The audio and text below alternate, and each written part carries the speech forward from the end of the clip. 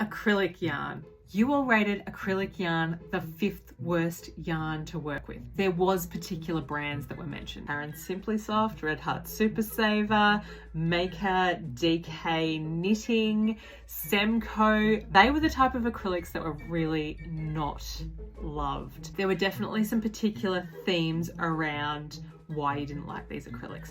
It splits, doesn't flow, scratchy and squeaky. Please don't come for me. I am not a massive fan of acrylic either.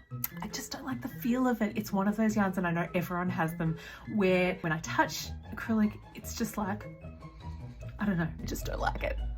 I do know a lot of people do, and I completely respect that. No judgment at all from me. Now, because I don't really love it, the only thing to do was to find whatever I could in my stash, and this color I absolutely adore. So that was how I wanted to get some enjoyment out of this process. This is also a roving type of yarn, which is a little bit different from what you all were mentioning, but we're just gonna roll with that. Let's work out if this is one of the worst yarns. At this point, I was absolutely regretting my life choices, particularly when things were not flowing as they should be.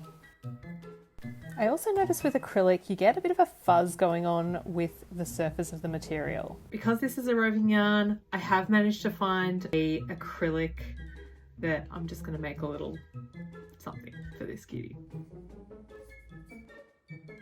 And we're done.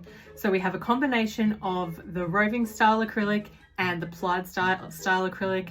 Was it squeaky? Yeah, absolutely. Was the yarn all splitty?